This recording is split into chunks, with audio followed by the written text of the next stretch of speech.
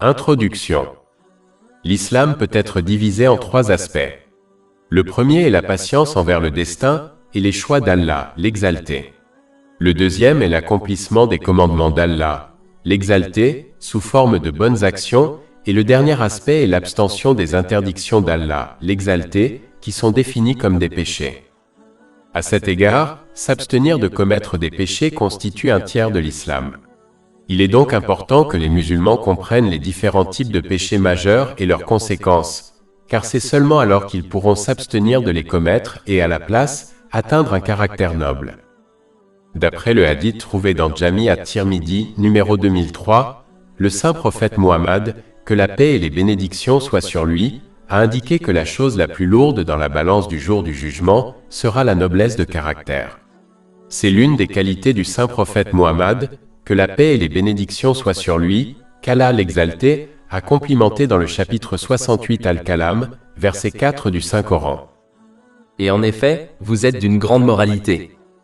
Par conséquent, il est du devoir de tous les musulmans d'acquérir et d'agir selon les enseignements du Saint-Coran et les traditions du saint prophète Muhammad, paix et bénédiction d'Allah sur lui, afin d'atteindre un caractère noble.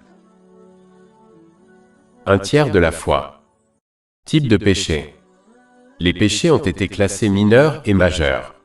Au fil du temps, de nombreuses définitions ont été données sur ce qu'est exactement un péché majeur. Une classification simple est que tout péché, le péché que l'islam a ordonné au gouvernement islamique de punir, est classé comme un péché majeur. Une autre classification est que si un péché est mentionné avec le feu de l'enfer, la colère d'Allah, l'exalté, ou la malédiction d'Allah, l'exalté, alors c'est un péché majeur. Par exemple, la médisance est un péché majeur car elle est maudite dans le Saint-Coran. Chapitre 104 Al-Humaza, verset 1. Malheur à tout médisant et à tout calomniateur. Certains musulmans croient qu'il n'y a que 7 péchés majeurs qui ont été mentionnés dans un hadith cité plus haut, cité dans le Sahih de Bukhari, numéro 2766. Mais ils ne réalisent pas que même si ces 7 péchés sont majeurs, cela ne veut pas dire qu'ils ne sont que 7. En fait, il existe d'autres hadiths qui mentionnent d'autres péchés majeurs tels que la désobéissance aux parents. Ce hadith se trouve dans le Sahih de Bukhari, numéro 6273. Les 7 péchés majeurs déclarés dans le hadith cité plus haut sont le polythéisme, la magie, le meurtre d'un innocent, le trafic d'intérêts financiers, l'usurpation des richesses d'orphelins, la fuite d'un champ de bataille et l'accusation de fornication contre une femme innocente. Il est important de noter que lorsque l'on persiste dans des péchés mineurs, ceux-ci deviennent majeurs aux yeux de l'islam. Les péchés majeurs ne sont pardonnés qu'avec un repentir sincère, tandis que les péchés mineurs peuvent être effacés en évitant les péchés majeurs et en accomplissant des actes justes. Chapitre 4 en Nisa, verset 31. Si vous évitez les péchés majeurs qui vous sont interdits, nous vous ôterons vos péchés mineurs. Le repentir sincère comprend le regret, la recherche du pardon d'Allah, l'exalté et de quiconque a été lésé, la promesse ferme de ne plus commettre le même péché ou un péché similaire, et la réparation de tout droit qui a été violé à l'égard d'Allah, l'exalté, et des gens. Les musulmans doivent s'assurer qu'ils évitent tous les types de péchés, quelle que soit leur ampleur, car l'un des pièges du diable est qu'il incite les musulmans à ignorer les petits péchés. Il faut toujours se rappeler que les montagnes sont constituées de petites pierres. Les chapitres suivants traiteront de certains péchés majeurs. Polythéisme. Le premier et le plus grand péché majeur est d'associer d'autres personnes à Allah, l'exalté. Cela a été confirmé par le saint prophète Muhammad, que la paix et les bénédictions soient sur lui, dans un hadith trouvé dans Sahih Bukhari, numéro 6273. Le polythéisme peut être classé en 2 catégories, majeur et mineur. Le type majeur est celui où l'on adore plus d'un dieu. Si une personne meurt dans cet état, elle ne sera pas pardonnée. Chapitre 4 en Nisa, verset 48. En vérité, Allah ne pardonne pas qu'on lui donne de l'association. Le type mineur est celui où l'on met en valeur ses actions. Cela a été confirmé dans de nombreux hadiths tels que celui trouvé dans Sunan Ibn Majah, numéro 3989. Ceux qui ont accompli des actes, ceux qui veulent plaire à d'autres en dehors d'Allah, le Très-Haut, recevront l'ordre d'obtenir d'eux leur récompense, ce qui ne sera pas possible. Ceci est confirmé dans un hadith trouvé dans Jami at-Tirmidhi, numéro 3154. Si le diable ne peut pas empêcher quelqu'un d'accomplir de bonnes actions, il tentera de corrompre son intention, détruisant ainsi sa récompense. S'il ne peut pas corrompre son intention de manière évidente, il essaie de la corrompre par des moyens subtils. Cela inclut lorsque les gens montrent subtilement leurs bonnes actions aux autres. Parfois, c'est si subtil que la personne elle-même n'est pas pleinement consciente de ce qu'elle fait. Comme acquérir et agir en fonction de la connaissance est un devoir pour tous, selon un hadith trouvé dans Sunan ibn Majah, numéro 224, affirmant que l'ignorance ne sera pas acceptée par Allah, l'Exalté, le jour du jugement. L'autoflagellation se manifeste souvent de manière subtile, par le biais des réseaux sociaux et de la parole. Par exemple, un musulman peut informer les autres qu'il jeûne, alors que personne ne lui a directement demandé s'il jeûne. Un autre exemple est celui d'une personne qui récite publiquement le Saint-Coran de mémoire devant d'autres personnes, montrant ainsi aux autres qu'elle a mémorisé le Saint-Coran. Même le fait de se critiquer soi-même en public peut être considéré comme une démonstration d'humilité envers les autres. En conclusion, se montrer subtilement vaniteux détruit la récompense du musulman et doit être évité afin de préserver ses bonnes actions. Cela n'est possible qu'en apprenant et en mettant en pratique les connaissances islamiques, comme la façon de protéger sa parole. Magie noire. Le péché majeur suivant, largement pratiqué par certaines communautés, est la sorcellerie ou la magie noire. Le Saint-Coran a associé la pratique de la sorcellerie à la mécréance. Chapitre 2 Al-Baqarah, verset 102.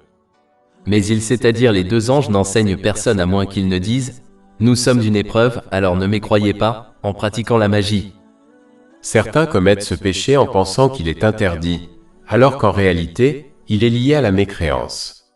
Le saint prophète Muhammad, que la paix et les bénédictions soient sur lui, a classé la sorcellerie parmi les péchés destructeurs, ce qui signifie que si l'on ne se repent pas sincèrement, cela peut bien nous conduire en enfer. Cela est confirmé dans un hadith trouvé dans Sahih Bukhari, numéro 2766. C'est un péché majeur mortel, car celui qui le pratique croit pouvoir changer le décret d'Allah, l'Exalté. Cela signifie qu'il peut rivaliser et défier le pouvoir infini d'Allah, l'Exalté, ce qui est une incrédulité évidente. Par conséquent, les musulmans doivent éviter ce péché majeur mortel à tout prix. Négliger la prière. Le péché majeur suivant est le fait de négliger la prière obligatoire. De nos jours, cela est devenu beaucoup trop courant. Beaucoup abandonnent leurs prières obligatoires pour des raisons triviales qui sont toutes sans aucun doute rejetées. Si l'obligation de la prière n'a pas été supprimée pour celui qui s'engage dans une bataille, comment peut-elle l'être pour quelqu'un d'autre? Chapitre 4 en Nisa, verset 102. Et quand tu, c'est-à-dire le commandant d'une armée, seras parmi eux, et que tu les conduiras dans la prière, qu'un groupe d'entre eux se tienne en prière avec toi, et qu'ils portent leurs armes. Et lorsqu'ils se seront prosternés, qu'ils se placent en position derrière toi et que l'autre groupe s'avance, celui qui n'a pas encore prié, et qu'ils prient avec toi, en prenant leurs précautions et en portant leurs armes. Le voyageur et le malade ne sont pas exemptés de l'accomplissement de leurs prières obligatoires. Il a été conseillé aux voyageurs de réduire le nombre de cycles de certaines prières obligatoires afin de réduire leur fardeau, mais ils ne sont pas exemptés de les accomplir. Chapitre 4 en Nisa, verset 101. Et lorsque vous parcourez le pays, vous ne serez pas blâmés si vous raccourcissez la prière. Il est conseillé aux malades d'effectuer des ablutions sèches si le contact avec l'eau leur fait du mal. Chapitre 5 Al-Maïda, verset 6. Mais si vous êtes malade ou en voyage, ou si l'un de vous revient du lieu où il doit faire ses besoins, ou si vous avez eu affaire à des femmes et ne trouvez pas d'eau, alors cherchez de la terre pure, et essuyez-en vos visages et vos mains. De plus, les malades peuvent accomplir la prière d'une manière qui leur est plus facile. C'est-à-dire que s'ils ne peuvent pas se tenir debout, ils peuvent s'asseoir et s'ils ne peuvent pas s'asseoir, ils peuvent s'allonger et prier. Cela est confirmé par un hadith trouvé dans Jami at-Tirmidhi, numéro 372. Mais encore une fois, aucune exemption complète n'est accordée aux malades à moins qu'ils ne soient atteints d'une maladie mentale qui les empêche de comprendre l'obligation de la prière. L'autre problème majeur et que certains musulmans retardent leurs prières et les accomplissent au-delà de leur heure normale. Cela contredit clairement le Saint-Coran, car les croyants sont décrits comme ceux qui accomplissent leurs prières obligatoires à l'heure prévue. Chapitre 4 en Isa, verset 103. En vérité, la prière a été prescrite aux croyants comme une prescription à des moments déterminés. Beaucoup pensent que le verset suivant du Saint-Coran fait référence à ceux qui retardent inutilement leurs prières obligatoires. Cela a été discuté dans le Tafsir Ibn Kathir, volume 10, pages 603 à 604. Chapitre 107 Alma 1, verset 4-5. Malheur à ceux qui prient, mais qui ne prêtent pas attention à leurs prières. Ici, Allah, le Très-Haut, a clairement maudit ceux qui ont adopté ce mauvais trait. Comment peut-on réussir dans ce monde, ou dans l'autre, si l'on a été éloigné de la miséricorde d'Allah, le Très-Haut? Abandonner les prières obligatoires est un péché si grave que le saint prophète Muhammad, paix et bénédiction d'Allah sur lui, a déclaré dans un hadith trouvé dans Jami at-Tirmidhi, numéro 2621, que quiconque commet ce péché a mécru en l'islam. De plus, aucune autre bonne action ne profitera aux musulmans tant que ces prières obligatoires ne sont pas accomplies. Un hadith trouvé dans Sahih Bukhari, numéro 553, avertit clairement que les bonnes actions d'une personne sont détruites si elle manque la prière obligatoire de l'après-midi. Si c'est le cas pour l'abandon d'une prière obligatoire, peut-on imaginer la pénalité de l'abandon de toutes les prières? L'accomplissement des prières obligatoires à leur heure exacte a été recommandé comme l'un des actes les plus aimés d'Allah, l'exalté, dans un hadith trouvé dans Sahih Muslim, numéro 252. De cela, on peut déduire que retarder les prières obligatoires au-delà de leur heure ou les manquer complètement est l'un des actes les plus détestés par Allah, l'exalté. Il est du devoir de tous les aînés d'encourager les enfants dont ils ont la charge à accomplir les prières obligatoires dès leur plus jeune âge, afin qu'ils les accomplissent avant qu'elles ne deviennent obligatoires. Les adultes qui tardent à le faire et attendent que les enfants soient plus grands ont failli à ce devoir extrêmement important. Les enfants qui n'ont été encouragés à accomplir les prières obligatoires que lorsqu'elles sont devenues obligatoires, les ont très rarement établies rapidement. Dans la plupart des cas, il leur faut des années pour accomplir correctement ce devoir important. Et la faute en incombe aux aînés de la famille, en particulier aux parents.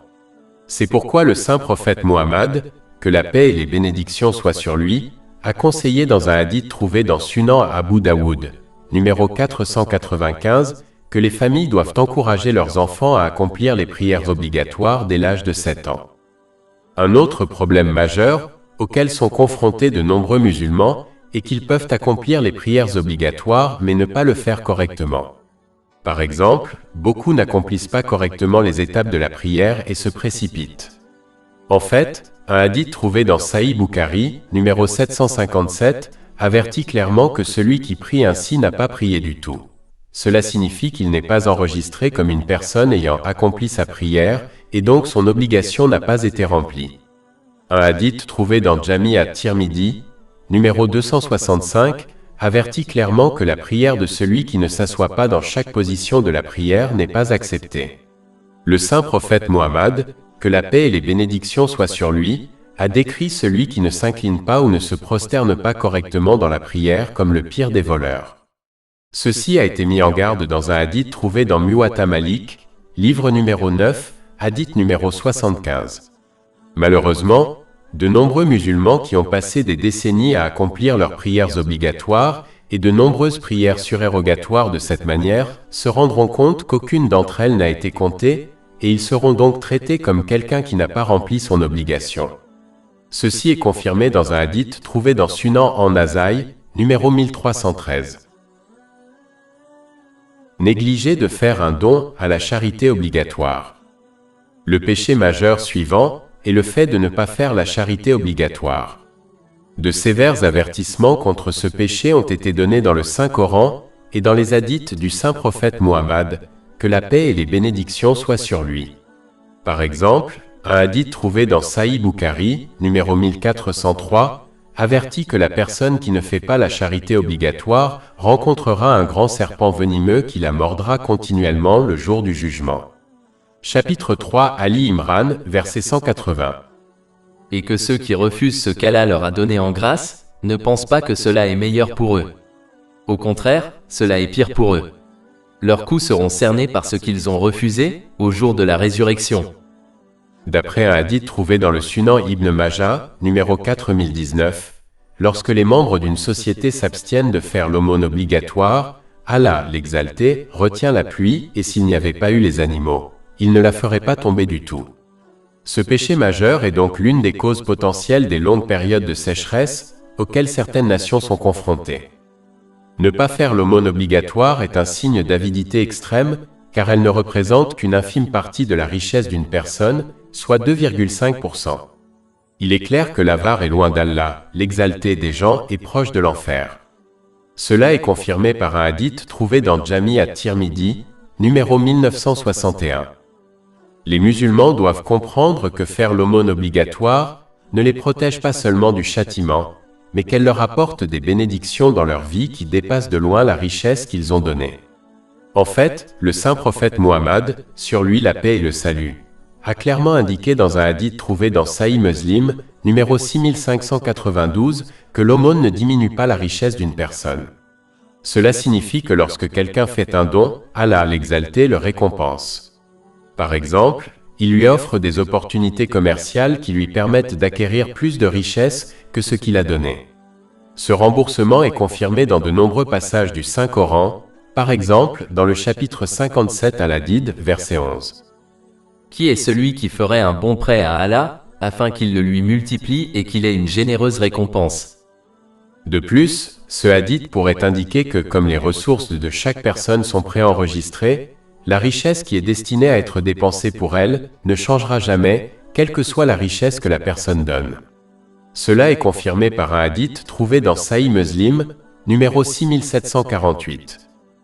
Un musulman doit donc éviter la colère d'Allah, l'exalté, en faisant don d'une très petite fraction de sa richesse sous forme de charité obligatoire, tout en espérant une récompense bien plus grande dans ce monde et dans l'autre. Négliger le jeûne obligatoire. Le péché majeur suivant est de manquer un jeûne obligatoire sans raison valable. En fait, c'est si grave que le saint prophète Muhammad, que la paix et les bénédictions soient sur lui, a averti dans un hadith trouvé dans Sunan Abu Daoud, numéro 2396, que si un musulman n'achève pas un jeûne obligatoire sans raison religieuse valable, il ne pourra pas le rattraper complètement, même s'il jeûnait tous les jours toute sa vie. Une excuse valable comprend le fait d'être si malade que le fait de jeûner aggraverait son état. Chapitre 2 Al-Baqarah, verset 184. Jeûnez pendant un nombre limité de jours.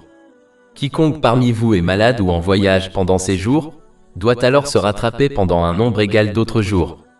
Et pour ceux qui le peuvent jeûner, mais avec difficulté, une rançon en remplacement consistant à nourrir un pauvre chaque jour. Et quiconque fait volontairement le bien, c'est-à-dire l'excès, c'est mieux pour lui. Mais le jeûne est meilleur pour vous, si seulement vous saviez. Négliger le pèlerinage sacré. Le péché majeur suivant est malheureusement assez courant chez les gens de nos jours, à savoir, ne pas accomplir le pèlerinage obligatoire alors qu'ils en ont la possibilité. Ce sont des gens qui sont obligés de l'accomplir et qui se trouvent dans une situation où ils peuvent encore le retarder inutilement. Chapitre 3 Ali Imran, verset 97. Et c'est à Allah qu'appartient parmi les gens, le pèlerinage à la maison, pour quiconque peut trouver le chemin pour y parvenir. Le saint prophète Muhammad, paix et bénédiction sur lui, a donné un avertissement sévère dans un hadith trouvé dans Jami at-Tirmidhi, numéro 812, selon lequel si un musulman est en mesure d'accomplir son pèlerinage sacré obligatoire et ne le fait pas, il pourrait aussi bien mourir comme un non-musulman. Malheureusement, les musulmans retardent souvent ce devoir important avec de mauvaises excuses, sans comprendre à quel point il est sérieux. Manquer de respect à ses parents. Le péché majeur suivant est le manque de respect envers ses parents. La gentillesse envers les parents est une caractéristique bien connue des musulmans, mais malheureusement, beaucoup d'entre eux ne parviennent pas à remplir ce devoir important. Allah, l'exalté, a placé la gentillesse envers les parents à côté de l'adoration pure et simple de lui dans de nombreux passages du Saint-Coran, comme dans le chapitre 17 Al-Isra, verset 23. Et votre Seigneur a décrété que vous n'adoriez que lui, et que vous traitiez bien vos pères et mères. Si l'un d'eux ou les deux atteignent la vieillesse avec vous, ne leur dites pas même ouf, et ne les repoussez pas, mais adressez-leur de bonnes paroles. En fait, ce même verset interdit aux musulmans de prononcer ne serait-ce qu'un seul mot par agacement envers leurs parents. Dans un autre passage du Saint-Coran, Allah, l'Exalté, a combiné la gratitude envers lui et la gratitude envers les parents. Chapitre 31 Luqman, verset 14. Sois reconnaissant envers moi et envers tes parents. Bien qu'il existe d'innombrables hadiths ordonnant de bien traiter les parents, un seul hadith trouvé dans le Sunan Ibn Majah, numéro 3662, suffit à comprendre son importance. Le saint prophète Mohammed, que la paix et les bénédictions soient sur lui, a répondu à quelqu'un qui lui demandait quels étaient les droits de ses parents, en déclarant qu'ils étaient le paradis ou l'enfer d'un enfant. Cela signifie que si l'on traite ses parents avec bienveillance pour l'amour d'Allah, l'Exalté, il peut très bien être admis au paradis à cause de cela. Mais ceux qui maltraitent leurs parents peuvent très bien être jetés en enfer à cause de cela. Même si l'obéissance à ses parents est très difficile, tant que cela n'implique pas la désobéissance à Allah, le Très-Haut, les musulmans doivent particulièrement à notre époque faire preuve de patience et ne pas se disputer avec leurs parents. Si un musulman n'est pas d'accord avec eux, il peut et doit toujours les respecter à tout moment. Usure, intérêt financier. L'intérêt financier désigne la somme que le prêteur reçoit d'un emprunteur à un taux d'intérêt fixe. À l'époque de la révélation du Saint-Coran, de nombreuses formes de transactions à intérêt étaient pratiquées.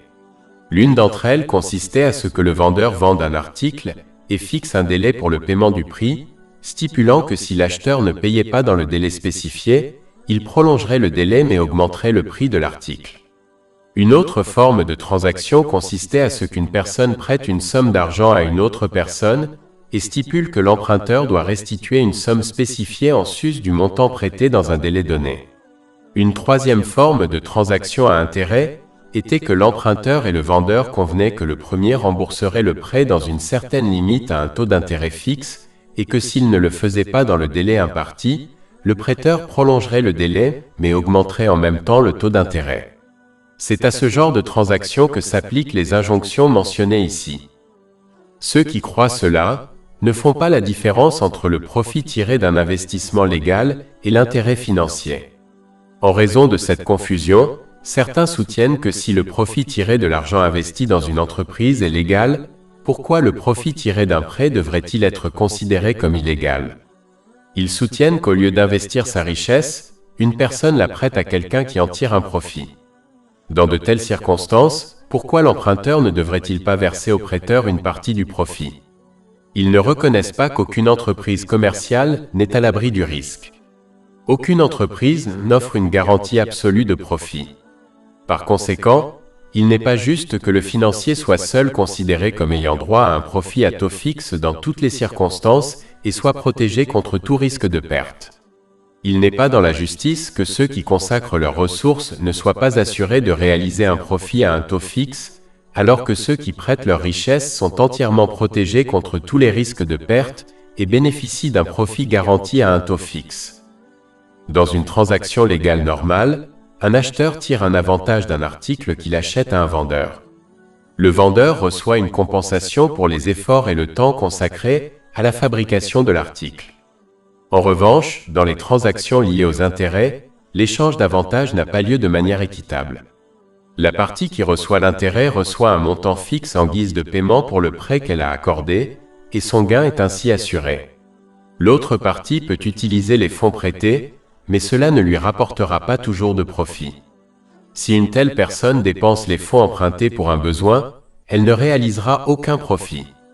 Même si les fonds sont investis, il y a une chance que l'une ou l'autre réalise un profit ou une perte.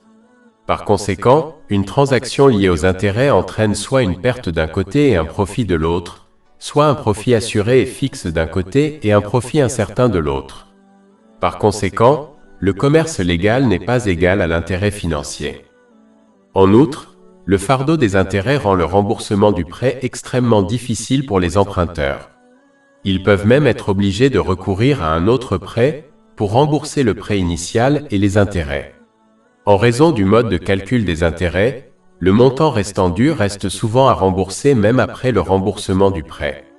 Cette pression financière peut empêcher les personnes de subvenir aux besoins essentiels de leur famille. Ce stress peut entraîner de nombreux problèmes physiques et mentaux. En fin de compte, dans ce type de système, seuls les riches deviennent plus riches tandis que les pauvres deviennent plus pauvres. Même si le fait de s'engager dans des activités financières peut donner l'impression que l'on gagne de l'argent, en réalité, cela ne lui cause qu'une perte globale. Cette perte peut prendre de nombreuses formes. Par exemple, cela peut les amener à perdre des affaires licites qu'ils auraient pu obtenir s'ils s'étaient abstenus de s'engager dans des activités financières. Allah, l'exalté, peut les amener à utiliser leurs biens d'une manière qui ne leur plaît pas. Par exemple, ils peuvent être atteints de maladies physiques qui les poussent à dépenser leurs précieuses richesses illicites sans les utiliser de manière agréable. La perte globale a également un aspect spirituel. Plus ils s'engagent dans des activités financières, plus leur cupidité devient significative.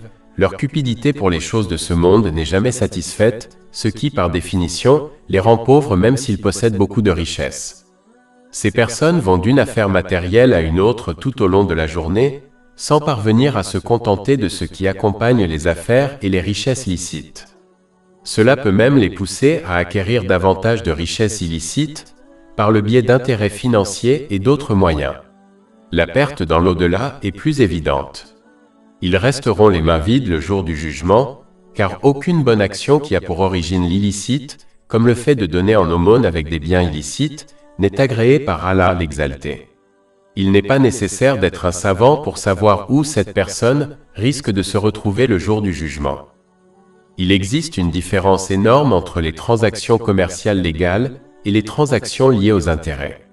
Les premières jouent un rôle bénéfique dans la société, tandis que les secondes conduisent à son déclin. De par leur nature même, les intérêts engendrent la cupidité, l'égoïsme, l'apathie et la cruauté envers les autres. Ils conduisent à l'adoration de la richesse et détruisent la compassion et l'unité avec les autres. Ils peuvent donc ruiner la société tant d'un point de vue économique que moral. La charité, en revanche, est le résultat de la générosité et de la compassion. Grâce à la coopération mutuelle et à la bonne volonté, la société se développera de manière positive, ce qui profitera à tous.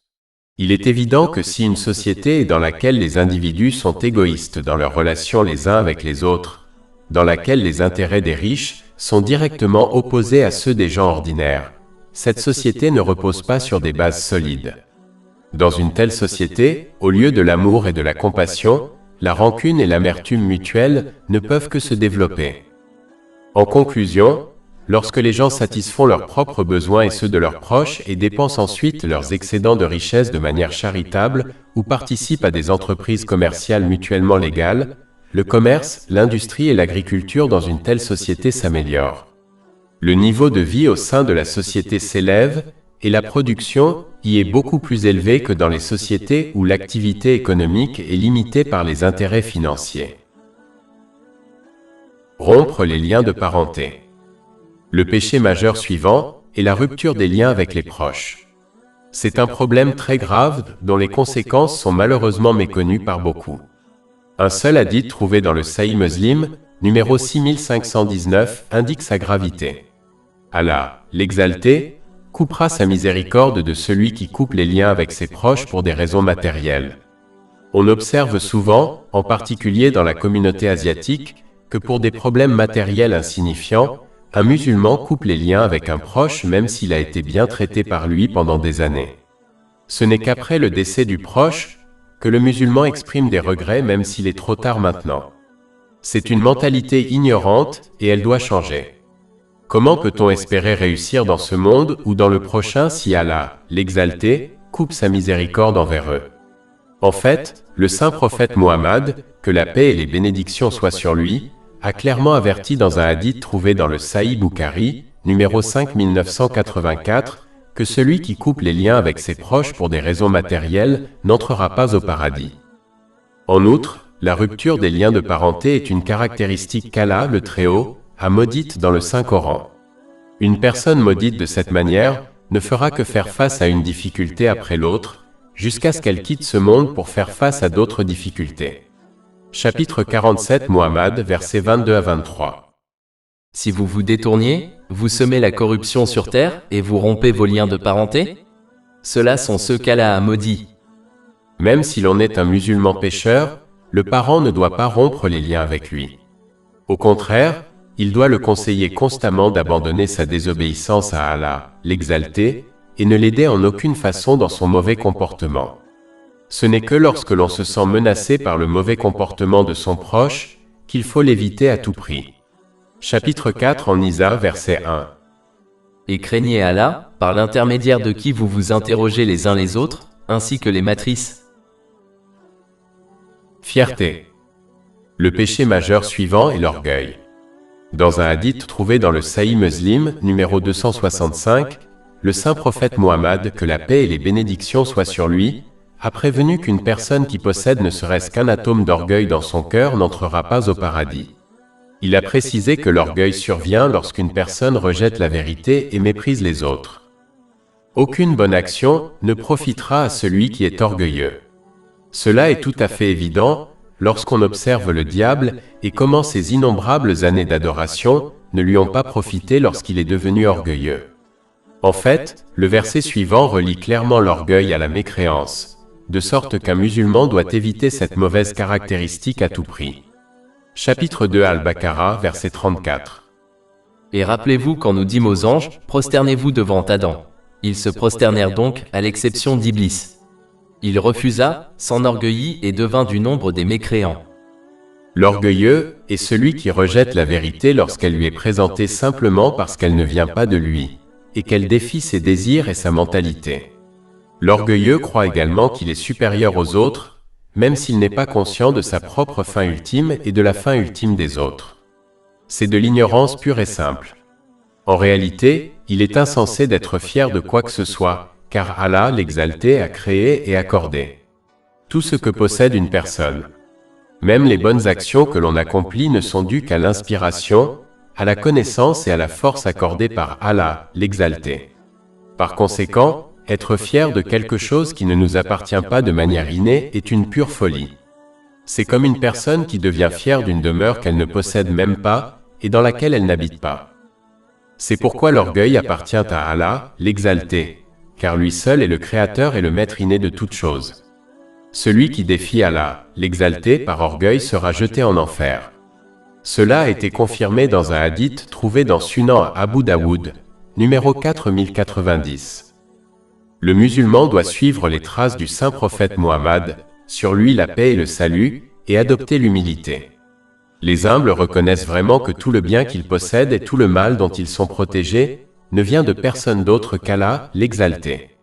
Par conséquent, l'humilité est plus appropriée pour une personne que l'orgueil. Une personne ne doit pas se laisser tromper en croyant que l'humilité conduit à la disgrâce, car personne n'a été plus honoré que les humbles serviteurs d'Allah, l'exalté. En fait, le saint prophète Muhammad, sur lui la paix et le salut, a garanti une augmentation de statut à celui qui adopte l'humilité pour l'amour d'Allah, l'exalté, dans un hadith trouvé dans Jami' at-Tirmidhi, numéro 2029. Parjure. Le deuxième péché majeur est le parjure. Dans un hadith retrouvé dans le Sahih de Bukhari, numéro 2673, le saint prophète Muhammad, que la paix et les bénédictions soient sur lui, a averti que celui qui agit en tant que faux témoin pour s'approprier illégalement les biens d'autrui rencontrera Allah, l'exalté, alors qu'il sera en colère contre lui. Il est important de noter que ceci s'applique à la confiscation des biens de tous les gens, quelle que soit leur foi. Ce sera le résultat même si l'on obéit à Allah, l'exalté, dans d'autres aspects de sa vie, comme l'accomplissement des prières obligatoires. Malheureusement, cela se produit fréquemment, en particulier dans les pays du tiers-monde, où les musulmans déposent de fausses plaintes devant les tribunaux afin de s'emparer de ce qui ne leur appartient pas, comme des richesses et des propriétés. Selon un hadith trouvé dans Sahih Bukhari, numéro 2654, c'est l'un des plus grands péchés majeurs. En fait, ce hadith place le parjure à côté du polythéisme et de la désobéissance aux parents. En fait, Allah, l'exalté, a fait la même chose dans le Saint-Coran.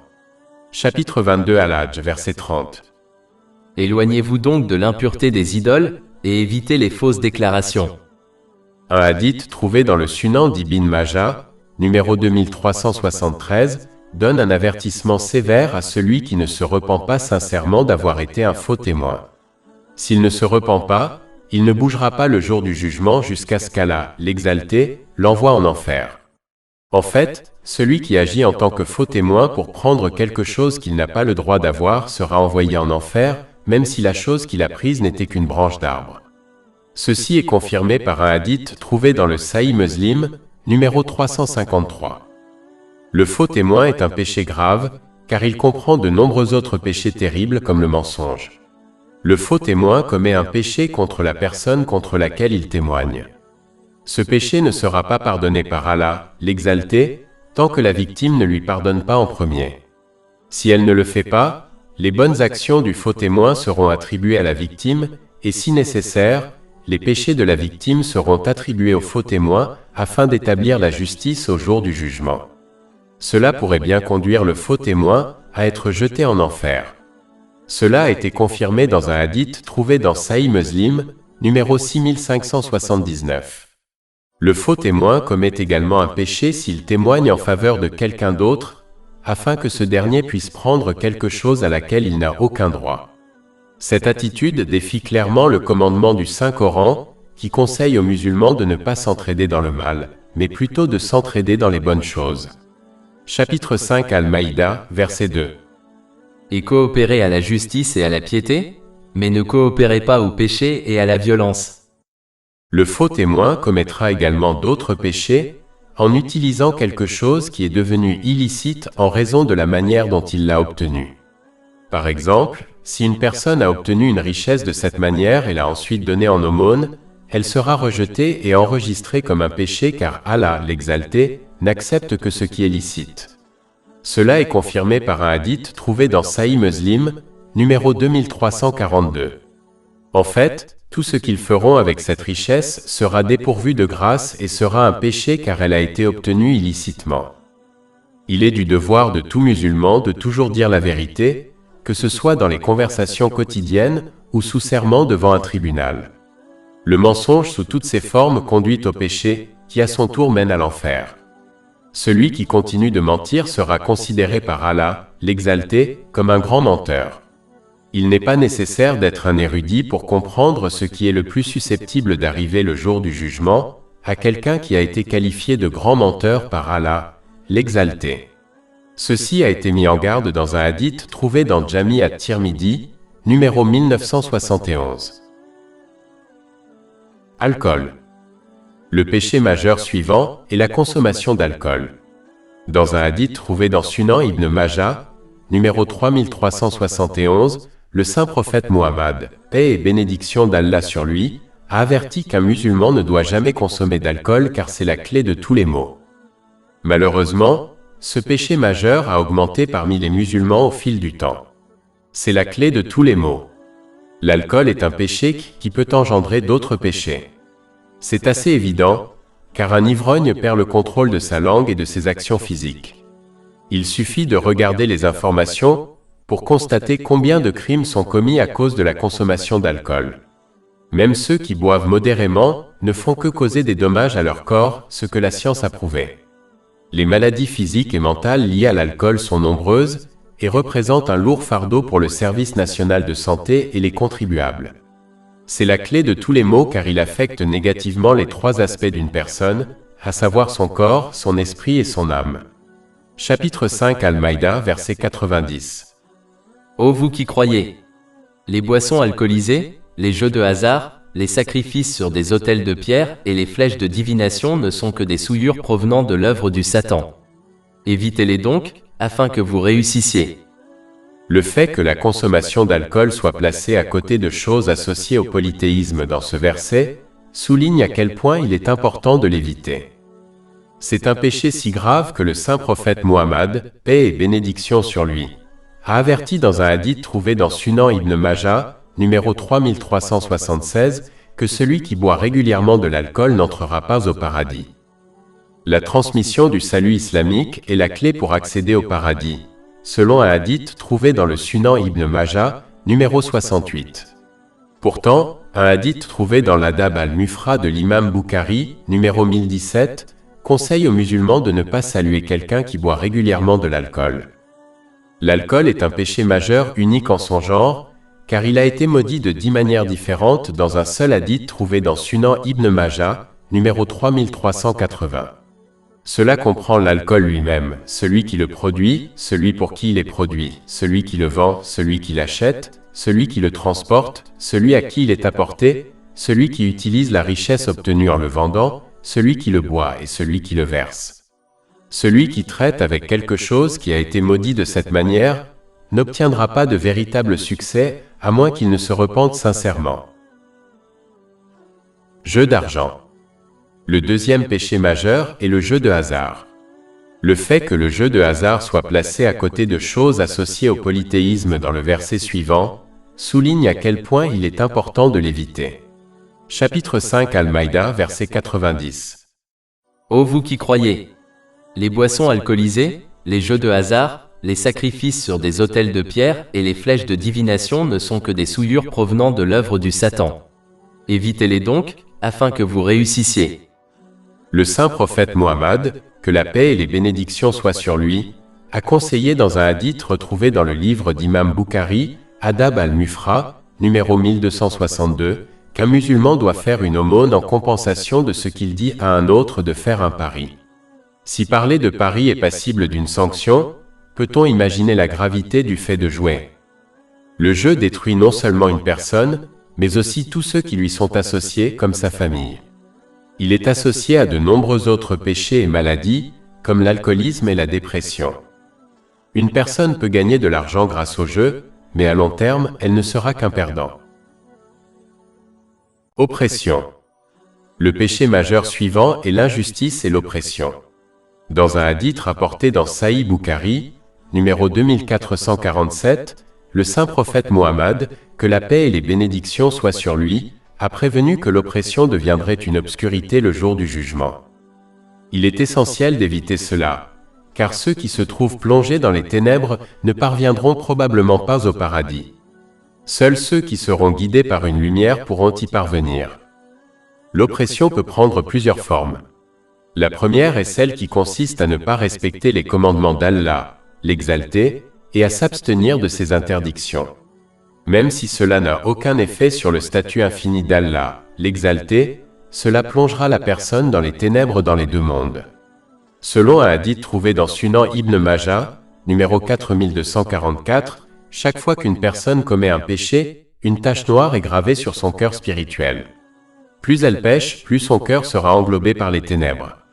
Cela l'empêchera d'accepter et de suivre la vraie guidance dans ce monde, ce qui finira par conduire à l'obscurité dans le monde suivant. Chapitre 83 Al-Mutafifin, verset 14. Non. Au contraire, la tâche a recouvert leur cœur de ce qu'ils avaient acquis. Le deuxième type d'oppression est celui qui consiste à s'opprimer soi-même en ne respectant pas la confiance que Dieu lui a accordée en lui donnant son corps et en ne lui accordant pas les autres bienfaits de ce monde. Le plus grand de ces bienfaits est sa foi. Elle doit être protégée et renforcée par l'acquisition et la mise en pratique des connaissances islamiques. Les autres bienfaits que l'on possède doivent être utilisés de manière à plaire à Dieu. Le dernier type d'oppression est celui qui consiste à maltraiter les autres. Allah, le Très-Haut, ne pardonnera pas ses péchés tant que la victime de l'oppresseur ne lui pardonne pas en premier. Les gens ne sont pas si miséricordieux que cela n'arrivera pas. Ensuite, la justice sera établie au jour du jugement, où les bonnes actions de l'oppresseur seront attribuées à sa victime et, si nécessaire, les péchés de la victime seront attribués à l'oppresseur. Cela peut conduire l'oppresseur à être jeté en enfer. Cela a été mis en garde dans un hadith trouvé dans Sahih Muslim, numéro 6579. Il faut donc traiter les autres comme on souhaite être traité par les autres. Un musulman doit éviter toute forme d'oppression s'il désire être guidé dans ce monde et dans l'au-delà. Utilisation de choses illégales. Le péché majeur suivant est l'utilisation de l'illicite. C'est le fait d'utiliser quelque chose d'illicite. Cela comprend l'utilisation de richesses illicites, l'utilisation d'objets illicites et la consommation d'aliments illicites. Il est important de noter que les choses spécifiques qui ont été qualifiées d'illicites par l'islam, comme l'alcool, ne sont pas les seules choses illicites. En fait, même les choses licites peuvent devenir illicites si elles ont été obtenues grâce à des choses illicites. Par exemple, un aliment licite peut devenir illicite s'il est acheté avec des richesses illicites. Par conséquent, il est important pour les musulmans de s'assurer qu'ils ne traitent qu'avec des choses licites, car il suffit d'un seul élément illicite pour ruiner quelqu'un. Français en fait, le saint prophète Mohammed, sur lui la paix et le salut, a averti une fois dans un hadith trouvé dans le Sahih Muslim, numéro 2346, que celui qui utilise l'illicite verra toutes ses invocations rejetées. Si ces invocations sont rejetées par Allah, l'exalté, peut-on espérer qu'une seule de ses bonnes actions soit acceptée? En fait, cela a été répondu dans un autre hadith trouvé dans le Sahih Bukhari, numéro 1410. Le saint prophète Mohammed, sur lui la paix et le salut, a clairement averti qu'Allah l'exalté n'accepte que le licite. Par conséquent, tout acte qui a un fondement dans l'illicite, comme accomplir le saint pèlerinage avec des biens illicites, sera rejeté. En fait, le saint prophète Mohammed, que la paix et les bénédictions soient sur lui, a prévenu dans un hadith trouvé dans Sahih Bukhari, numéro 3118, que ce type de personne sera envoyé en enfer le jour du jugement. Chapitre 2 Al-Baqarah, verset 188. Et ne dévorez pas injustement les biens des autres, et ne les envoyez pas en pot de vin aux magistrats pour qu'ils vous aident à dévorer une partie des biens du peuple dans le péché, alors que vous savez que c'est illicite. Coucher. Le prochain péché majeur est probablement le péché majeur le plus courant, mentir de manière persistante. Malheureusement, le mensonge est un péché bien trop courant dans la société d'aujourd'hui, même si le saint prophète Mohammed, que la paix et les bénédictions soient sur lui, a spécifiquement qualifié ce péché d'hypocrisie. Cela a été confirmé dans un hadith trouvé dans Sahih Bukhari, numéro 2459. Le mensonge est inacceptable, qu'il s'agisse d'un petit mensonge ou d'une plaisanterie. En fait, celui qui ment pour faire rire les gens, c'est-à-dire que son but n'est pas de tromper quelqu'un, a été maudit 3 fois dans un hadith trouvé dans Jami at-Tirmidhi, numéro 2315. Si mentir en plaisantant est maudit, peut-on imaginer la gravité du mensonge en essayant de tromper les autres? Un autre type de mensonge répandu que les gens prononcent souvent en pensant que ce n'est pas un péché, est celui qu'ils font aux enfants. C'est sans aucun doute un péché selon les hadiths tels que celui qui se trouve dans le Sunan Abu Daoud, numéro 4991. C'est une pure folie de mentir aux enfants, car ils ne feront qu'adopter cette habitude pécheresse de la part de l'aîné qui leur ment. Se comporter de cette manière montre aux enfants que le mensonge est acceptable, même s'il n'est pas conforme aux enseignements de l'islam. Tous les musulmans désirent la compagnie des anges, mais lorsqu'une personne ment, elle est privée de leur compagnie. En fait, la puanteur qui sort de la bouche du menteur fait que les anges s'éloignent d'eux à des kilomètres. Cela est confirmé par un hadith trouvé dans Jami at-Tirmidhi, numéro 1972. Le mensonge n'est acceptable que dans des cas très rares et extrêmes, par exemple mentir pour protéger la vie d'une personne innocente. Par conséquent, les musulmans doivent éviter toute forme de mensonge, quelle que soit la personne avec laquelle ils discutent. Corruption. Le péché majeur suivant est la corruption.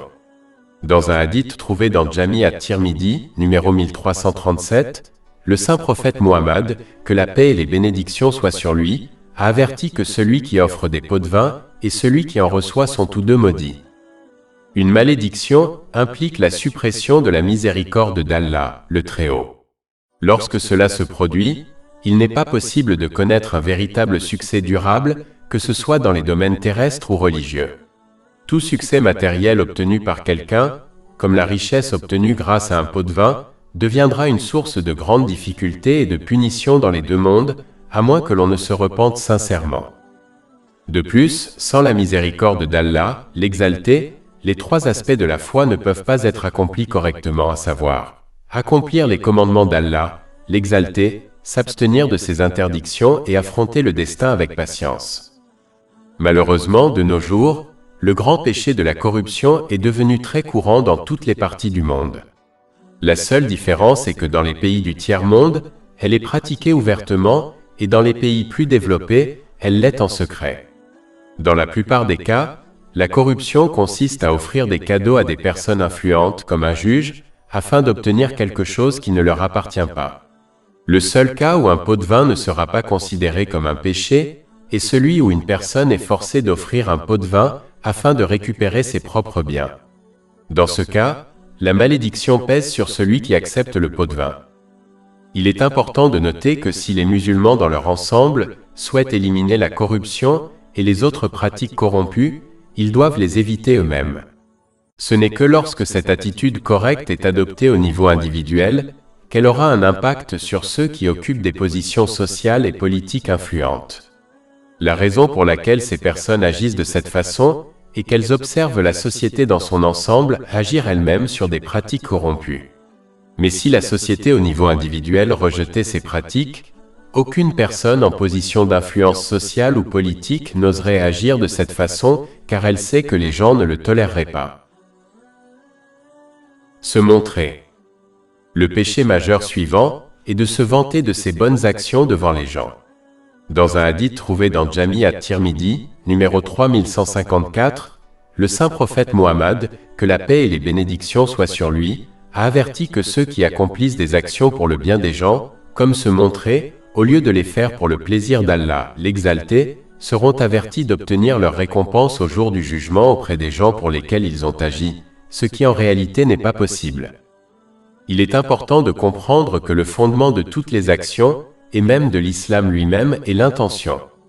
C'est sur elle que Dieu le Très-Haut juge les gens selon un hadith trouvé dans Sahih Bukhari, numéro 1. Un musulman doit s'assurer qu'il accomplit toutes les actions religieuses et utiles de ce monde pour l'amour d'Allah, le Très-Haut, afin d'obtenir une récompense de sa part dans les deux mondes. Un signe de cette mentalité correcte est que cette personne n'attend ni ne souhaite que les gens l'apprécient ou lui montrent de la gratitude pour les actes qu'elle accomplit. Si elle désire cela, cela indique qu'elle a une mauvaise intention. De plus, agir avec la bonne intention évite la tristesse et l'amertume, car celui qui agit pour le bien des gens finira par rencontrer des gens ingrats.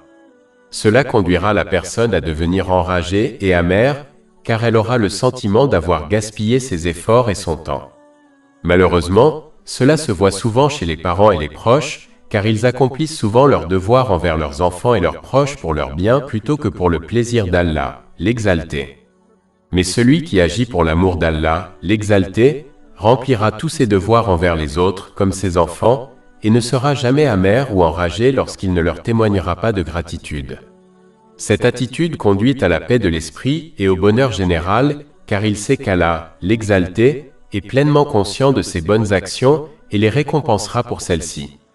C'est ainsi que tous les musulmans doivent agir, sinon ils risquent de repartir les mains vides le jour du jugement. Utilisation abusive des connaissances islamiques. Le péché majeur suivant est l'acquisition de connaissances islamiques pour des raisons mondaines ou leur stockage.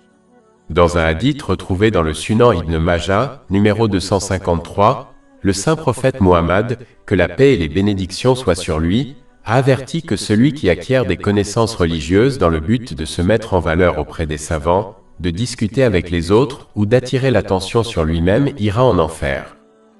Même si la base de tout bien, aussi bien dans les domaines terrestres que religieux, est la connaissance, les musulmans doivent comprendre que la connaissance ne leur sera bénéfique que s'ils corrigent d'abord leur intention. Cela signifie qu'ils s'efforcent d'acquérir et d'agir en fonction de la connaissance afin de plaire à Allah, l'exalté. Toutes les autres raisons ne mèneront qu'à une perte de récompense et même à une punition si le musulman ne se repent pas sincèrement. En réalité, la connaissance est comme l'eau de pluie qui tombe sur différents types d'arbres. Certains arbres poussent près de cette eau pour en faire bénéficier d'autres, comme un arbre fruitier. D'autres, au contraire, poussent près de cette eau et deviennent une nuisance pour les autres. Même si l'eau de pluie est la même dans les deux cas, le résultat est très différent. De même, la connaissance religieuse est la même pour les gens, mais si l'on adopte une intention incorrecte, elle deviendra un moyen de destruction. Inversement, si l'on adopte une intention correcte, elle deviendra un moyen de salut. Les musulmans doivent donc corriger leur intention dans tous les domaines, car ils seront jugés sur cette base. Cela est confirmé par un hadith trouvé dans Sahih Bukhari, numéro 1. Et ils doivent se rappeler que l'une des premières personnes à entrer en enfer sera un savant qui n'a acquis la connaissance que pour se montrer aux autres. Cela a été mis en garde dans un hadith trouvé dans Sahih Muslim, numéro 4923. Obtenir et mettre en pratique la connaissance utile avec la bonne intention est la véritable connaissance bénéfique. Quiconque dissimule un savoir sans raison valable sera bridé par le feu au jour du jugement. Ceci est confirmé par un hadith trouvé dans Jami at-Tirmidhi, numéro 2649. Par conséquent, les musulmans doivent partager les connaissances utiles qu'ils ont acquises avec les autres. Il serait tout simplement stupide de ne pas le faire car cela fait partie des bonnes actions qui profiteront aux musulmans, même après sa mort. Cela a été conseillé dans un hadith trouvé dans Sunan Ibn Majah, numéro 241. Ceux qui ont accumulé le savoir ont été oubliés par l'histoire, mais ceux qui l'ont partagé avec les autres sont devenus connus comme les savants et les enseignants de l'humanité. Comptez les faveurs. Le péché majeur suivant est de rappeler aux autres les faveurs qu'ils leur ont faites, comme la charité. Cela annule sans aucun doute la récompense de la faveur qu'ils ont faite. Chapitre 2 Al-Baqarah, verset 264. Ô vous qui croyez! N'annulez pas vos aumônes par des rappels ou des injures. C'est un péché si grave que le saint prophète Muhammad, paix et bénédiction sur lui, a averti dans un hadith trouvé dans Sunan en Nasaï, numéro 2563, que celui qui rappelle aux autres les faveurs qu'ils leur ont faites n'entrera pas au paradis. Il est important que le musulman comprenne que si l'on agit et aide les autres pour l'amour d'Allah, le Très-Haut, alors il doit chercher une récompense auprès de lui. Mais si l'on rappelle aux autres les faveurs qu'on leur a faites, cela prouve seulement qu'on a agi pour le bien des gens, c'est-à-dire qu'on désire une sorte de compensation de la part des gens. Ceux qui accomplissent de bonnes actions pour le bien des gens seront appelés à recevoir leur récompense auprès d'eux au jour du jugement, ce qui ne sera pas possible. Ceci est confirmé dans un hadith trouvé dans Jami at-Tirmidhi, numéro 3154. Espionnage. Le péché majeur suivant est celui d'espionner les autres afin de découvrir les fautes qui ont été cachées par Allah, l'Exalté. Chapitre 49 Al-Jura, verset 12. Et n'espionnez pas. Le saint prophète Muhammad, paix et bénédiction d'Allah sur lui, a averti dans un hadith trouvé dans Sahih Bukhari, numéro 7042, que quiconque espionne les autres, par exemple en espionnant leurs conversations privées, aura du plomb fondu versé dans ses oreilles le jour du jugement.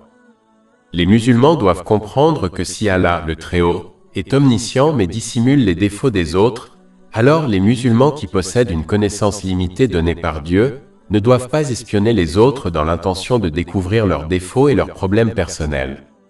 Quiconque découvre les défauts des autres verra ces défauts exposés par Allah, le Très-Haut. Cela est confirmé dans un hadith trouvé dans Sunan Ibn Majah, numéro 2546. Au lieu de cela, les musulmans doivent agir sur l'autre partie de ce hadith qui consiste à dissimuler les défauts des autres afin qu'Allah, le Très-Haut, cache leurs défauts. Compte portant. Le péché majeur suivant est la colportage et la propagation de ragots. Dans un hadith retrouvé dans le Sahih Muslim, numéro 290, le saint prophète Muhammad, que la paix et les bénédictions soient sur lui, a averti que celui qui propage des ragots malveillants n'entrera pas au paradis. C'est celui qui répand des rumeurs, qu'elles soient vraies ou non, et cela conduit à des problèmes entre les gens, à des relations brisées et fracturées. C'est une mauvaise caractéristique et ceux qui se comportent de cette manière sont en fait des diables humains, car cette mentalité n'appartient qu'au diable. Ils s'efforcent toujours de provoquer la division entre les gens.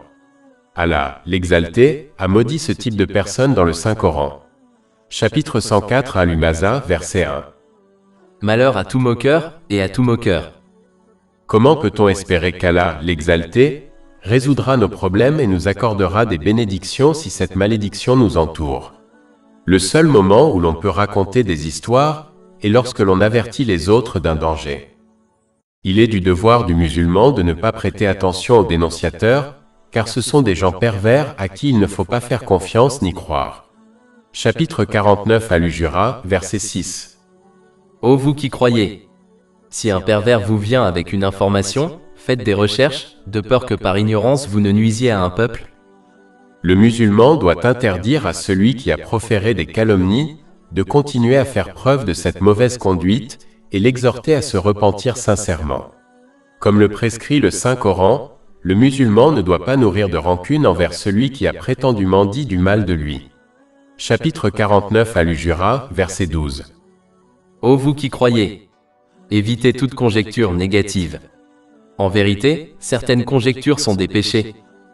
Ce même verset enseigne aux musulmans à ne pas essayer de prouver ou de réfuter la fausseté du dénonciateur en espionnant les autres. Chapitre 49 Al-Hujurat, verset 12. Et n'espionnez pas. Au contraire, il faut ignorer le rapporteur. Un musulman ne doit pas mentionner à une autre personne les informations qui lui ont été données par le rapporteur, ni mentionner le rapporteur, car cela ferait de lui aussi un rapporteur. Les musulmans devraient éviter de colporter des rumeurs et de fréquenter des personnes qui les colportent, car ils ne peuvent jamais être dignes de confiance ou de compagnie, jusqu'à ce qu'ils se repentent sincèrement. Briser les promesses.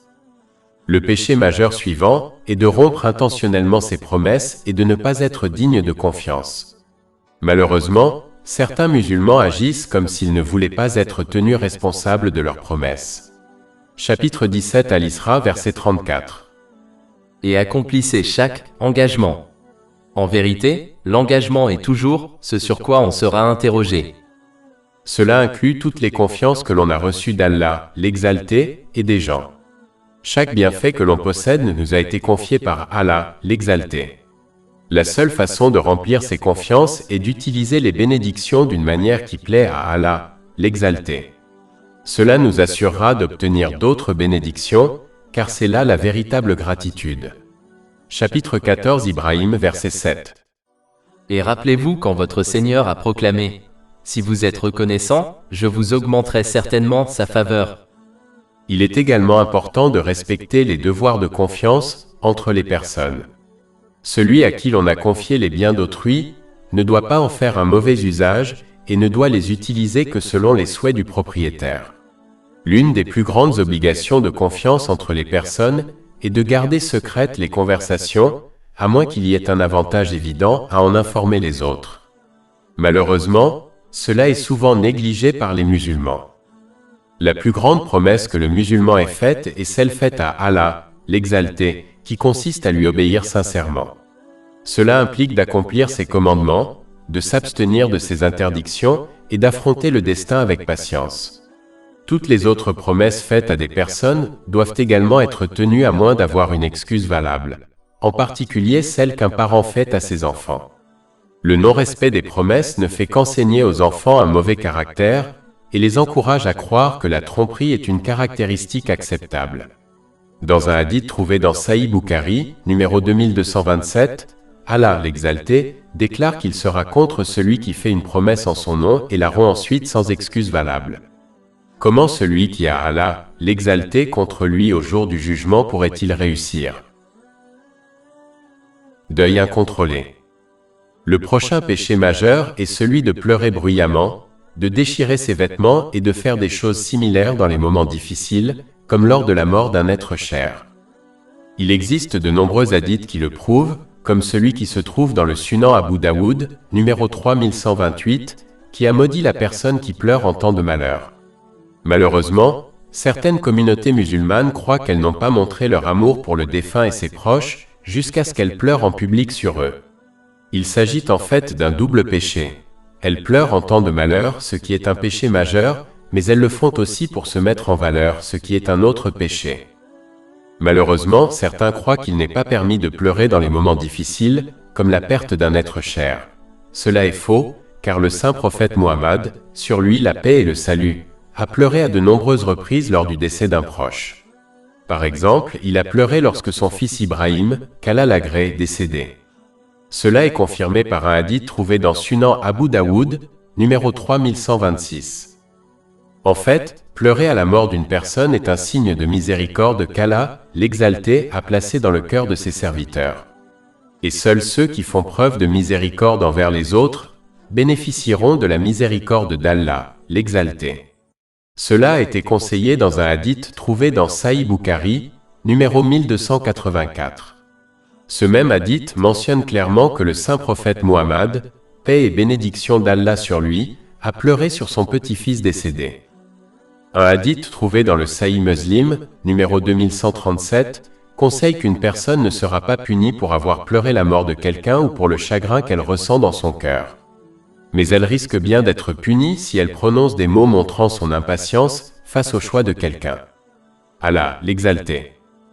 Il est clair que le fait de ressentir de la tristesse dans son cœur ou de verser des larmes n'est pas interdit en islam. Les choses qui sont interdites sont les gémissements, l'expression de l'impatience par des paroles ou des actes, comme déchirer ses vêtements ou se raser la tête en signe de tristesse. Ce sont de sévères avertissements contre ceux qui agissent de cette manière. Par conséquent, il faut éviter ces actes à tout prix. Non seulement une personne peut être punie pour avoir agi de cette manière, mais si le défunt a désiré et ordonné aux autres d'agir de la sorte à son décès, il en sera également tenu responsable. Mais si le défunt n'a pas désiré cela, il n'a aucune responsabilité à assumer. Cela est confirmé par un hadith trouvé dans Jami at-Tirmidhi, numéro 1006. Il est de bon sens de comprendre qu'Allah, l'exalté, ne punit pas quelqu'un à cause des actes d'un autre, lorsque celui-ci ne lui a pas conseillé d'agir de la sorte. Chapitre 35 Fatir, verset 18. Et aucun porteur de fardeau ne portera le fardeau d'un autre. Nuire au voisin. Le péché majeur suivant est de nuire injustement à son prochain. Dans un hadith retrouvé dans Sahih Bukhari, numéro 6014, le saint prophète Muhammad, que la paix et les bénédictions soient sur lui, a conseillé de traiter ses voisins avec gentillesse à tel point qu'il pensait qu'un voisin deviendrait l'héritier de chaque musulman. Malheureusement, ce devoir est souvent négligé, même si traiter ses voisins avec gentillesse est un aspect important de l'islam. Tout d'abord, il est important de noter que le voisin d'une personne en islam comprend toutes les personnes qui vivent dans un rayon de 40 maisons, dans chaque direction vers la maison du musulman. Ceci est confirmé par l'imam Bukhari, Adab al-Mufrad, numéro 109. Le saint prophète Muhammad, que la paix et les bénédictions soient sur lui, a un jour lié la croyance en Allah, le Très-Haut, et au jour du jugement à la bienveillance envers son prochain dans un hadith trouvé dans Sahih Muslim, numéro 174. Ce hadith à lui seul suffit à indiquer la gravité de la bienveillance envers son prochain. Un hadith trouvé dans Adab al-Mufrad de l'imam Bukhari, numéro 119, avertit qu'une femme qui a accompli ses devoirs obligatoires et a offert beaucoup d'adorations volontaires irait en enfer parce qu'elle a maltraité son prochain par ses paroles. Si tel est le cas pour celui qui nuit à son prochain par des paroles, peut-on imaginer la gravité de nuire physiquement à son prochain? Un musulman doit être patient lorsque son voisin le maltraite. En fait, un musulman doit le traiter avec gentillesse dans des cas comme celui-ci. Rendre le bien pour le bien n'est pas difficile. Un bon voisin est celui qui rend le mal par le bien. Un musulman doit respecter l'espace privé de la propriété de son voisin, mais en même temps le saluer et lui proposer de l'aide sans être trop intrusif. Il doit être soutenu par tous les moyens dont une personne dispose, comme un soutien financier ou émotionnel. Le musulman doit toujours dissimuler les défauts de son prochain.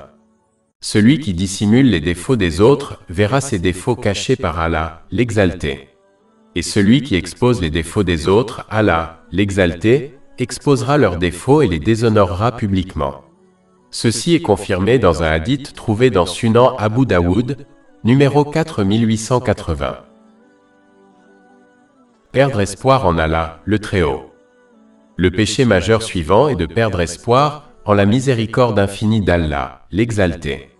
Chapitre 12 Yusuf, verset 87. En vérité, seuls les gens mécréants désespèrent du soulagement d'Allah. Dans un hadith trouvé dans Jami at-Tirmidhi, numéro 2459, le saint prophète Muhammad, que la paix et les bénédictions soient sur lui, a décrit la différence entre le véritable espoir dans la miséricorde d'Allah, l'exalté, et le vœu pieux. Le véritable espoir consiste à contrôler son âme, en évitant la désobéissance à Allah, l'exalté, et en luttant activement pour se préparer à l'au-delà. Alors que le sot qui rêve de quelque chose suit ses désirs et s'attend ensuite à ce qu'Allah, l'exalté, lui pardonne et exauce ses vœux. Il est important que les musulmans ne confondent pas ces deux attitudes afin d'éviter de vivre et de mourir dans l'illusion. Car cette personne a très peu de chances de réussir dans ce monde ou dans le prochain. L'illusion est comme un agriculteur qui ne prépare pas la terre pour les semis, ne plante pas les graines, n'arrose pas la terre et espère ensuite récolter une énorme récolte. C'est une pure folie, et cet agriculteur a très peu de chances de réussir. Alors que le véritable espoir est comme un agriculteur qui prépare la terre, plante les graines, arrose la terre et espère ensuite qu'Allah, l'Exalté, le bénira avec une énorme récolte. La principale différence est que celui qui possède un véritable espoir s'efforcera activement d'obéir à Allah, l'Exalté, en accomplissant ses commandements, en s'abstenant de ses interdictions et en affrontant le destin avec patience selon les traditions du saint prophète Muhammad. Que la paix et les bénédictions soient sur lui. Et chaque fois qu'il fait une erreur, il se repent sincèrement. En revanche, celui qui a des désirs irréalisables ne s'efforcera pas activement d'obéir à Allah, l'Exalté, mais suivra plutôt ses désirs et s'attendra toujours à ce qu'Allah, l'Exalté, lui pardonne et exauce ses souhaits. Les musulmans doivent donc apprendre la différence essentielle afin qu'ils puissent abandonner les vœux pieux et adopter à la place le véritable espoir en Allah, l'Exalté, qui ne mène toujours qu'au bien et au succès dans les deux mondes. Cela a été indiqué dans un hadith trouvé dans Sahih Bukhari, numéro 7405. Conclusion.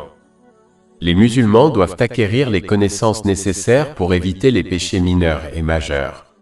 Ils doivent également se repentir de tous les péchés, majeurs et mineurs, et s'efforcer de les éviter à tout prix dans le futur, tout en espérant la miséricorde et le pardon d'Allah, l'Exalté.